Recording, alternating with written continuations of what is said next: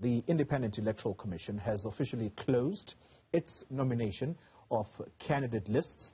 It's expected that the Commission will make the final list available next week. Talking to us now about the next process, we're joined by the IEC Deputy CEO, Masego Sheburi. Mr. Sheburi, thank you very much for your time. So, firstly, the parties making their submissions, I would say, by what, 5 p.m. yesterday. Have all of them submitted successfully? Were there any complaints from any of the parties? Good morning, Polly. Indeed, we have received in excess of 320 submissions from political parties. We have no complaints on record of a party claiming that there were system glitches or system errors. Early indication point to a record-breaking election as it relates to candidates, because in 2016 we had a total number of candidates at 63,000. For these elections, we're looking already at 97,000 candidates, 320 political parties, and 1,700 independent candidates. We will, however, know definitively which parties have met the requirement and which candidates qualify to be candidates when we finalize and certify the list of candidates on the 29th of September. Okay, well, talking about the finalization of that list, when will you make it available, the final list of candidates? The final list of candidates will be available on the 29th of September. Between now and then, we must check if every one of those 97,000 persons meet the constitutional requirement to stand as a candidate, i.e., are they registered as a voter in the municipality in which they need to contest? Did they pay the prescribed deposit at the cut-off time? Were their documents submitted, if they were submitted manually, before the cut-off time at any of our local offices? And then, as I said, on the 29th, we will circulate and certify the list of all parties that have met the requirements, including the names of the independent candidates. Yeah. Mr. Sheburi, let's move the conversation then to the issue of political intolerance. At the weekend, you would have seen the situation unfolding in Pietermaritzburg. That's where the EFF leader, Julius Malema, was prevented from inspecting, if you like, one of the voting centers there. And it was quite clear which party was responsible for this, the ANC. Have you received any formal complaints from the EFF? And importantly, what is the punishment that will meet such a naked disregard of electoral rules? I can confirm that indeed the Commission has received a representation from the SG of the political party. There are a few things that I need to indicate.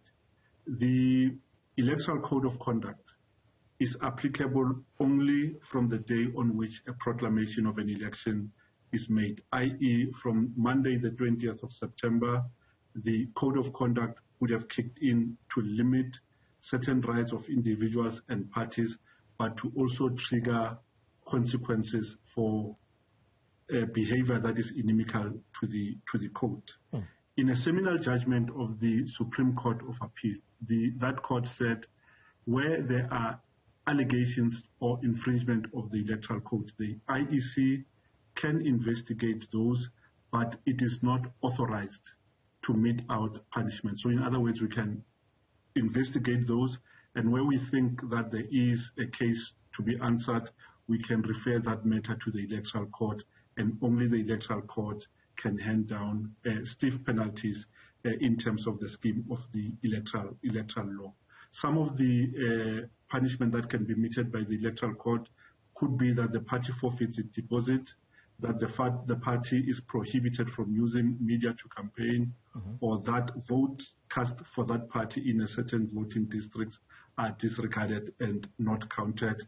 And in very extreme cases, the electoral court could also authorize that the party is deregistered. So while we can investigate, we are not statutorily empowered to impose sanctions and penalties.